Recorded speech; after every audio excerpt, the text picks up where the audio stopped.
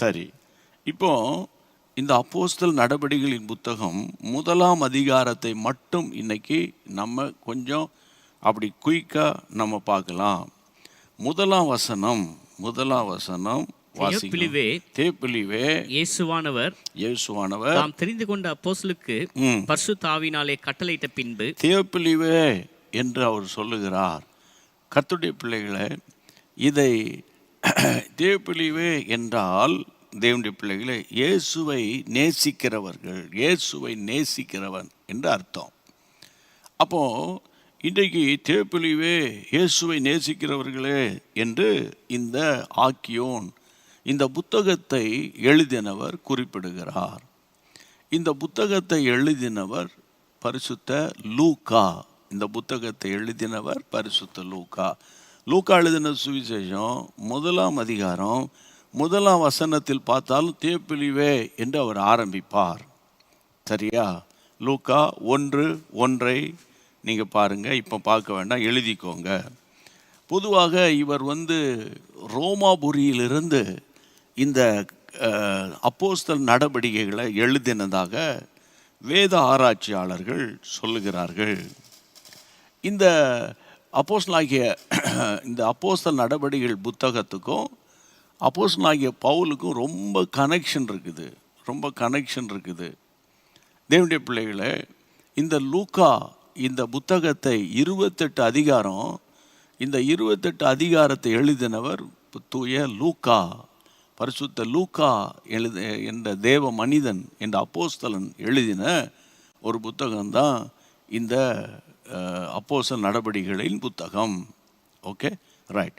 இப்போ நம்ம இந்த லூக்கா அதிகமாக இந்த புத்தகத்தை எழுதினதுக்கு இன்னொரு காரணம் என்னன்னு கேட்டால், இவர் பரிசுத்த பவுலோடு கூட அதிகமாக ட்ராவல் பண்ணியிருக்கிறாரு, அதிகமாக அவரோடு கூட உடன் ஊழியராக இருந்திருக்கிறார் என்பதை 3 வசனங்களின் ஆதாரங்களோடு நான் உங்களுக்கு சொல்லிக் கொடுக்க விரும்புகிறேன். ஒன்று, கொலோசியருக்கு எழுதின நிருபம் 4ஆம் அதிகாரம் 14ஆம் வசனம். கொலோசியர் 4:14 வாசியுங்கள். கொலோசியர், பிரியமான வைத்தியனாகிய லூக்காவும் தேமாவும் உங்களுக்கு வாழ்த்துதல் சொல்லுகிறார்கள். ஆமாம், இந்த லூக்கா ஒரு டாக்டராக அல்லாவிட்டால் ஒரு வைத்தியனாக அவர் வாழ்ந்தார்.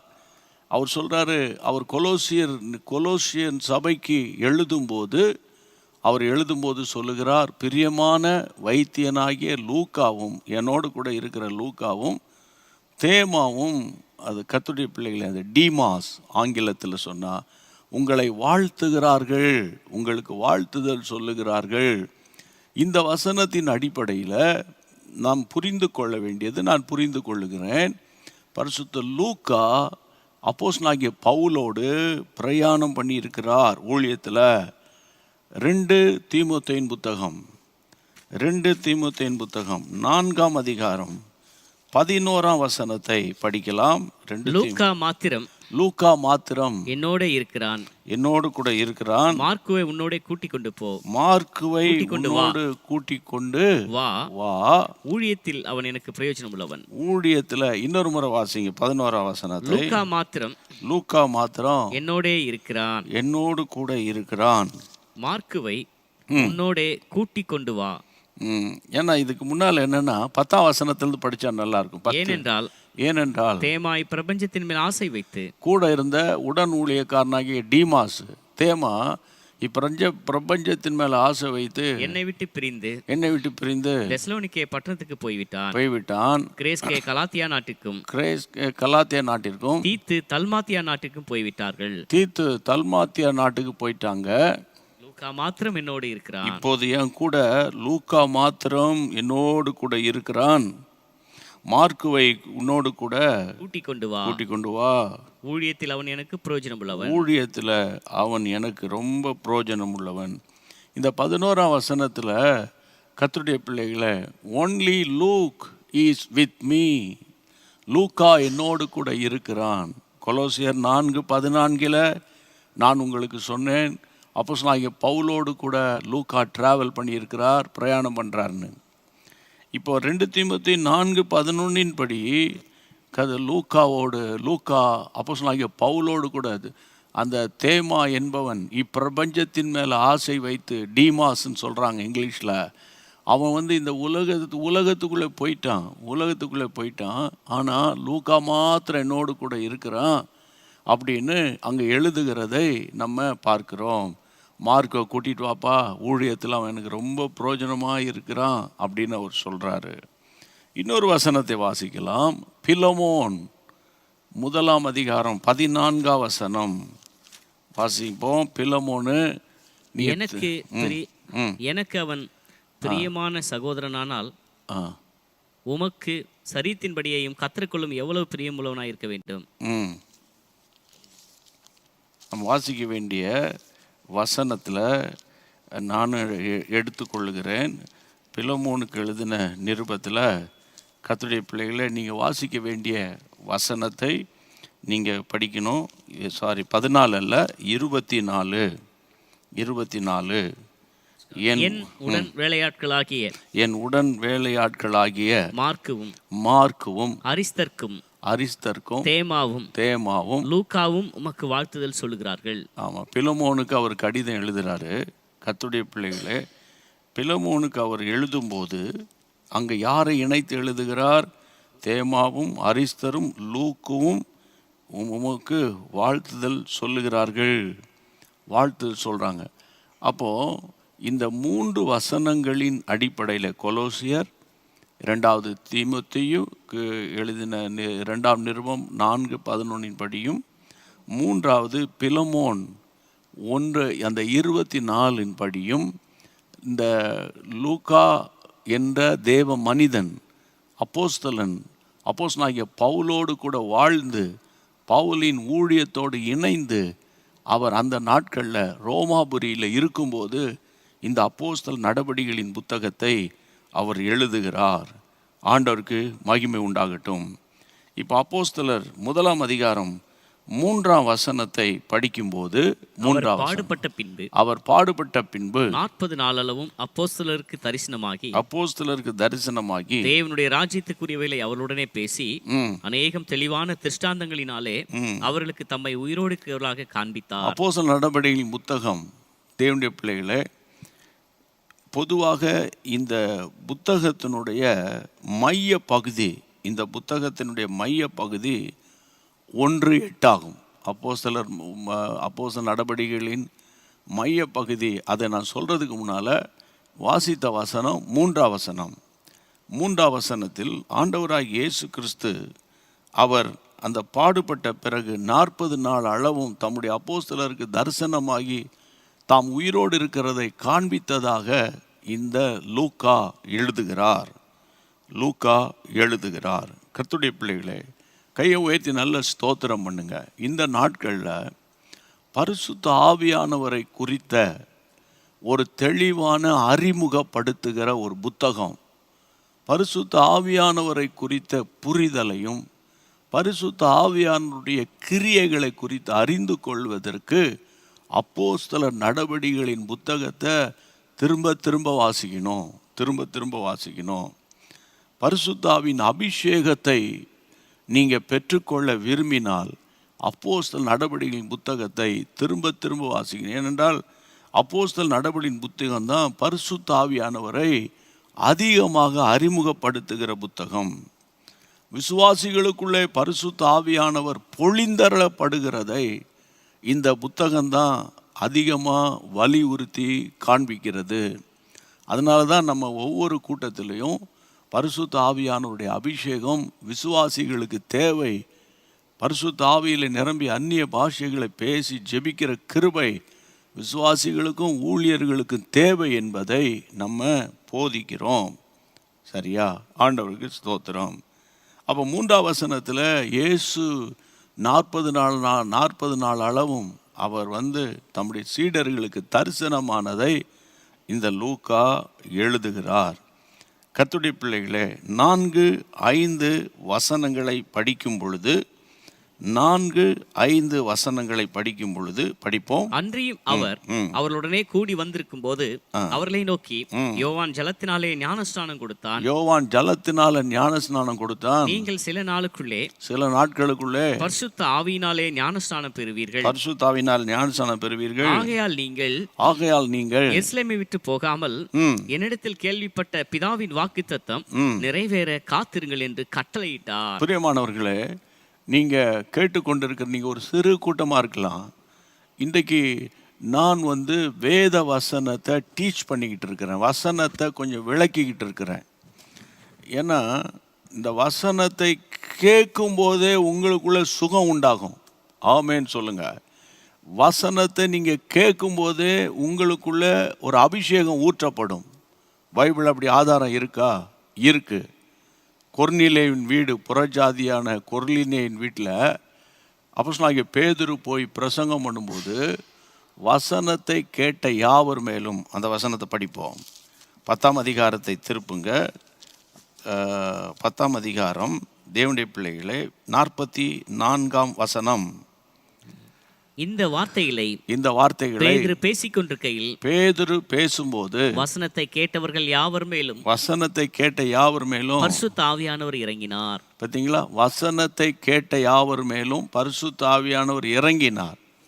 அப்போ நான் விசுவாசிக்கிறேன், நம்முடைய ஆன்லைன் வியூவர்ஸ், நம்முடைய இணையதளம் மூலமாக நம்மோடு கூட பிரசங்கத்தை கேட்டுக்கொண்டிருக்கிற சகோதர சகோதரிகள், நீங்கள் தாகத்தோடும் எதிர்பார்ப்போடும் ஆவியானவரே என்னை நீங்கள் நிரப்பணும் என்ற ஜெபத்தோடு நீங்கள் கேட்பீர்களே ஆனால், நீங்கள் பிரசங்கம் பண்ணிக்கிட்டு இருக்கும்போதே நான் இங்கே இந்த வசனத்தை கர்த்தருடைய பிள்ளைகளை நான் போதித்து கொண்டிருக்கும் பொழுதே ஆவியானவருடைய தொடுதலை நீங்கள் அனுபவிக்க முடியும். கையை வைத்து அல்லேலூயா சொல்லுங்கள்.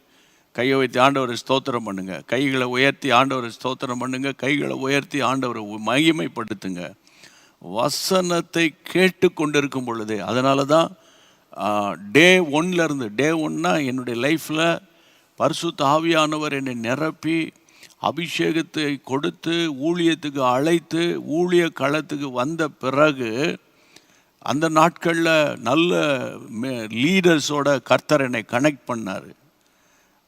பெரிய பெரிய தேவ மனிதர்களோடு கனெக்ட் பண்ணி அவர்களோடு கூட ஒரு நல்ல ஒரு அண்டர்ஸ்டாண்டிங்கையும் உறவையும் கர்த்தர் எனக்கு தந்தார். அப்போ அவங்கெல்லாம் வசனத்தை தான் போதிப்பாங்க. ஆனால் இந்த நாட்களில் வசனத்தை பேசினா உங்களுக்கு போர் அடிச்சிடும். கதை சொன்னால் உங்களுக்கு இன்ட்ரெஸ்டாக இருக்கும்.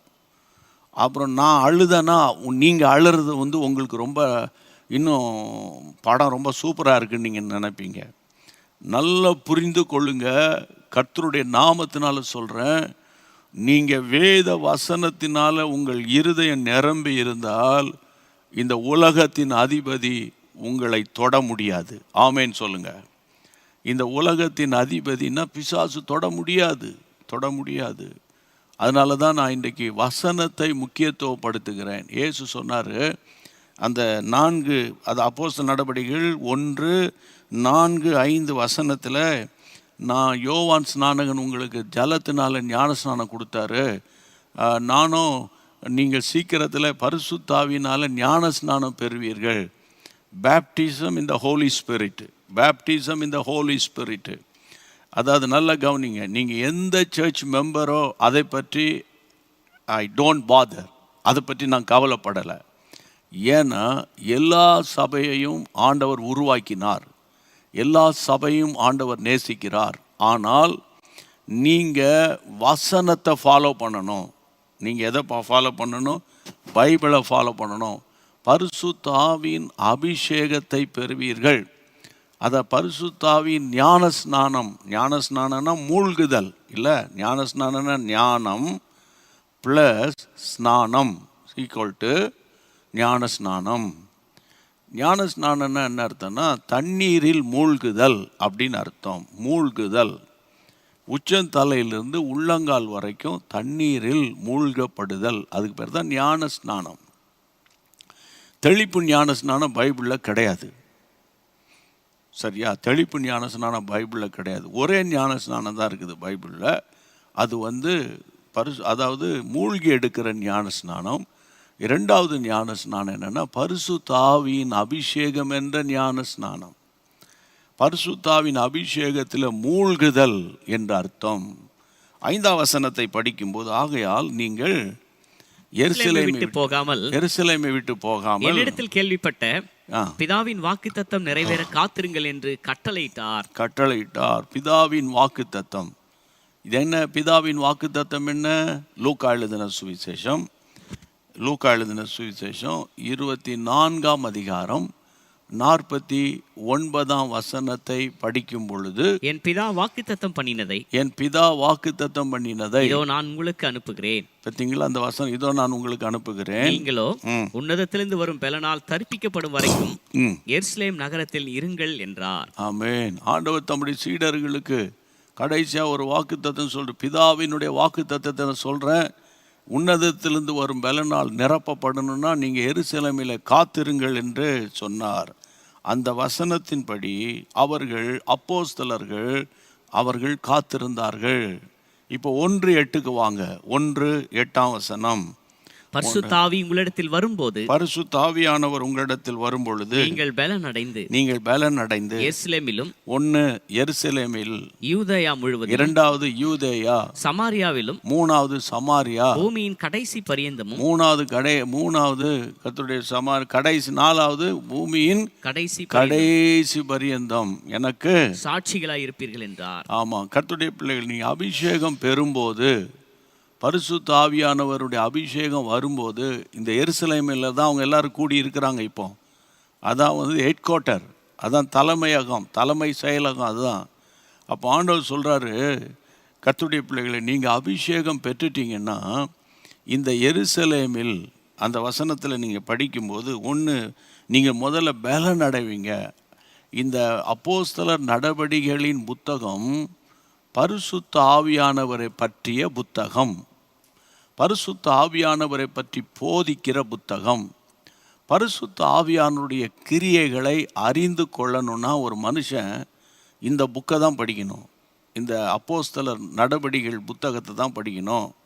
பரிசுத்த ஆவியானுடைய கிரியைகளை அறிந்து கொள்ளணும்னா இந்த அப்போஸ்தலர் நடவடிக்கைகள் புத்தகத்தை தான் படிக்கணும். அப்போ படித்தாதான் பரிசுத்த ஆவியானவர் ஒவ்வொரு சந்தர்ப்பத்தில் மனுஷர்கள் மேல் எப்படி பொழிந்தருளப்படுகிறார் என்பதை அறிந்து கொள்ள முடியும்.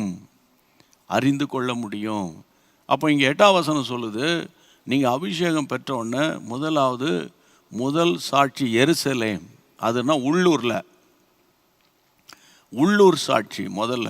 2வது அந்த வசனத்தில் படிக்கும்போது கர்த்தருடைய பிள்ளைகள், அடுத்தது யூதேயா, அடுத்தது மற்ற எருசலேமுக்கு வெளியே இருக்கிற பகுதிகள் யூதேயா, 3வது சமாரியா, புறஜாதியார், யூதர் அல்லாத ஜனங்கள், புறஜாதியார், சமாரியா, 4வது பூமியின் கடைசி பரியந்தம் எனக்கு சாட்சிகளாய் இருப்பீர்கள். அப்படின்னா என்ன அர்த்தம்? இந்த 120 பேர் கூடி ஜெபம் பண்ணாங்கல்ல, நீங்கள் எருசலேமிலேயே இருப்பீங்க, அங்கேயே ஊழியம் செய்வீங்க, அங்கே வாழ்ந்து முடிப்பது தேவ சித்தம் அல்ல. பரிசுத்த ஆவியானவருடைய நிறைவு ஒரு முனை தொடங்கி மறுமுனை வரைக்கும் போகணும். அதுதான் இந்த வசனத்தினுடைய உள்நோக்கம். இந்த அப்போஸ்தலர் நடவடிக்கைகளுடைய கீவேர்டு என்னன்னா, அப்போஸ்தலர் 1:8. ஆமென். 1:8. சரி, கர்த்தருடைய பிள்ளைகளே, 9-10 வசனங்களில் இவைகளை அவர் சொன்ன பின்பு ஆண்டவர் எடுத்துக்கொள்ளப்படுதலை 9-10 வசனங்களில் நம்ம காண்கிறோம். கர்த்தருடைய பிள்ளைகளே, இந்த 13-14 வசனங்களில் ஆண்டவருடைய வாக்குத்தத்தம் நிறைவேறுவதற்காக சுமார் 120 பேர் கூடுகிறார்கள் மேல் மாடியில் என்று வேதத்தில் நம்ம படிக்கிறோம். 13-14 படிங்க சீக்கிரம். அந்நாட்களிலே சீஷர்கள் ஏறக்குறைய 120 பேர் கூடியிருந்த போது அவர்கள் நடுவே பேதுரு எழுந்து நிற்கிறார். நல்ல கவனிங்க, 120 பேர் சீஷர்கள் கூடி வருகிறார்கள். ஏனென்றால் லூக்கா 24ஆம் அதிகாரம் 49ஆம் வசனம் நிறைவேற வேண்டும். அதற்காக அபிஷேகம் பெறாம இந்த எருசலேமை விட்டு நீங்க வெளியே போகக்கூடாது என்று ஆண்டவர் சொல்லியிருக்கிறார். அதனால இந்த 120 பேர் கூடி ஜெபம் பண்ணினார்கள் என்று பைபிளில் படிக்கிறோம். இந்த 120 பேர் கூடி ஜெபித்த போது தான் பரிசுத்த ஆவியானவர் ஊற்றப்பட்டதை 2ஆம் அதிகாரத்தில் நம்ம படிக்கலாம். 2ஆம் அதிகாரம் முதல் 4 வசனம். அது அப்புறம் அடுத்த வாரத்தில் நம்ம அந்த 2ஆம் அதிகாரத்துக்குள்ளே போகலாம். அப்போது இன்றைக்கு கர்த்தருடைய பிள்ளைகளே, இந்த இந்த வாக்குத்தத்தம் நிறைவேறுவதற்காக காத்திருத்தல், வாக்குத்தத்தம் நிறைவேறுவதற்காக காத்திருக்க ஆண்டவர் காத்திருங்கள் தான் சொன்னாரே தவிர 3ஆம் நாள் வருவேன், 4ஆவது நாள் வருவேன், 5ஆவது நாள் வருவேன், அல்லது 10ஆவது நாள் வருவேன், அல்லது 15ஆவது நாள் வருவேன் அப்படின்னு ஒரு நாளை நேரத்தை கர்த்தர் குறிப்பிடவில்லை. சரியா? ஆனால் கர்த்தருடைய பிள்ளைகளே, வசனத்தில் நம்ம அவங்க காத்திருந்தார்கள் என்று வாசிக்கிறோம். ஆமென். தேவனுடைய குறிப்பிட்ட நாள் வந்தபோது அவர்களை கர்த்தர் அளவில்லாமல் திடீரென்று அவர்களை நிரப்பினதாக 2ஆம் வசனத்தில் நம்ம படிக்கிறோம். 2ஆம் வசனத்தில் படிக்கிறோம், 2ஆம் அதிகாரத்தில் படிக்கிறோம். அப்போ இந்த நாட்களில் வாக்குத்தத்தங்கள் நிறைவேற நீங்களும் நானும் காத்திருக்க வேண்டும். இதுலேருந்து என்ன புரிஞ்சுக்கிறோம்? இந்த வருஷம் எனக்கு ஒரு வாக்குத்தத்தம் கர்த்தர் கொடுத்தாரு, இன்னும் நிறைவேறல. இந்த அக்டோபர் மாதத்தில் எனக்கு ஒரு வாக்குத்தத்தம் கர்த்தர் கொடுத்தாரு. நம்ம ஊழியத்தில் என் கரத்தை நான் உயர்த்துவேன் என்று கர்த்தர் வாக்குத்தத்தம் கொடுத்தாரு, இன்னும் நிறைவேறல. ஏன் நிறைவேறலன்னு தெரில, அவரை தான் நம்ம கேட்கணும் அப்படின்னு இல்லை. வாக்குத்தத்தம் நிறைவேறுவதற்காக நம்ம காத்திருப்பது அவசியம். காத்திருக்கிறவர்களுக்கு ரொம்ப கர்த்தருடைய பிள்ளைகளே, கர்த்தருக்கு காத்திருக்கிறவர்களோ புதுபலன் அடைவார்கள். காத்திருக்கிற நேரம் ரொம்ப கஷ்டமாக தான் இருக்கும். இந்த இந்த காத்திருக்கிறதை பற்றி சொல்லும்போது அவர்கள் கழுகுகளைப் போல செட்டைகள் அடித்து அப்படின்னு கழுகை உதாரணமாக சொல்கிறத இந்த நேரத்தில் நான் இணைத்து பேசினால் உங்களுக்கு பிரயோஜனமாக இருக்கும். இந்த காத்திருக்கிற அனுபவத்துக்கும் கழுகுக்கும் என்ன சம்பந்தம் அப்படின்னு கேட்டால், கழுகு வயசாயிட்டுனா அது ஒரு இடத்துல போய் பேசாமல் அமைதலாக உட்கார்ந்துரும். அப்போ அதனுடைய இறகுகளெல்லாம் உதிர்ந்துடும். சரியா? கொஞ்ச நாள் எடுக்கும். உதிர்ந்துட்டு புதிய இறகுகள் உருவாகும். புதிய இறகுகள் வந்தான நல்ல ரெக்கைகளை விரிக்கும் போது அதற்கு ஒரு புதிய ஒரு தெம்பு, புதிய ஒரு உற்சாகம், ஒரு புதிய பலன் உண்டாகும். அதற்கு பிறகு பாருங்க, மறுபடியும் கழுகு உயர பறக்கும். எதிர்காற்று வரும்போது எதிர்காற்றை எதிர்த்து பறக்கிற ஒரே பறவை கழுகு. ஆனால்தான் கர்த்தருக்கு காத்திருக்கிறவர்களையும் கழுகையும் ஒப்பிட்டு பைபிளில் நம்ம படிக்கிறோம்.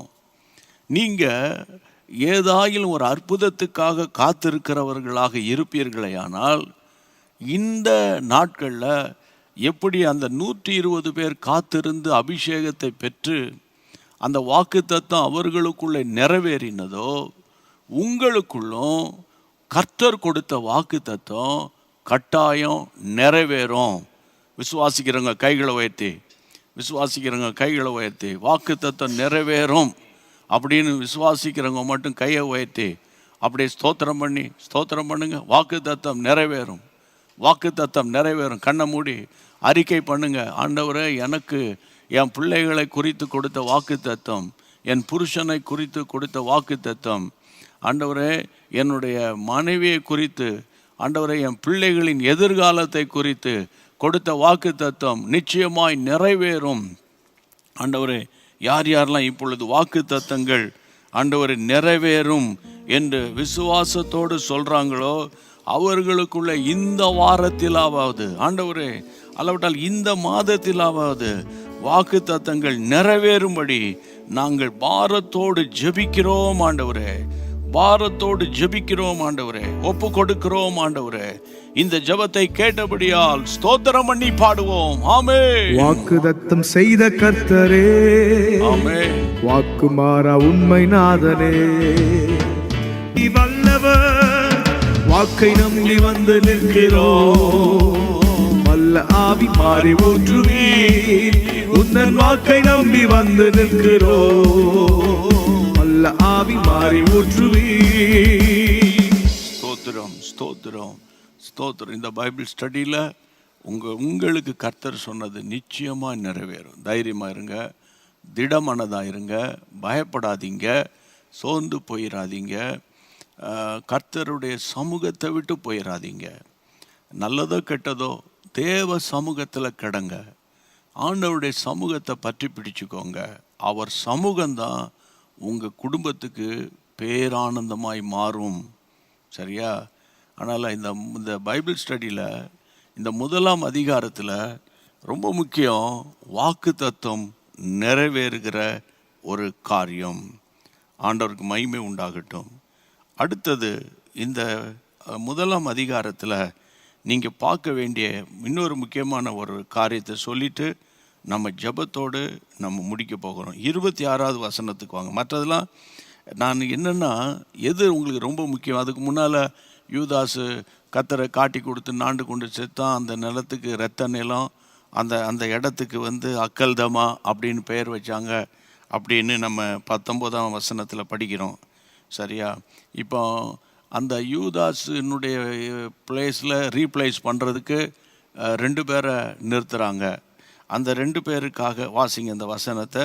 இவ்விரண்டு பேரில் தேவரீர் தெரிந்து கொண்டவனை எங்களுக்கு காண்பித்தருளும் என்று ஜெபம் பண்ணி. 25ஆம் வசனம். 2 பேரில் வாசிங்க.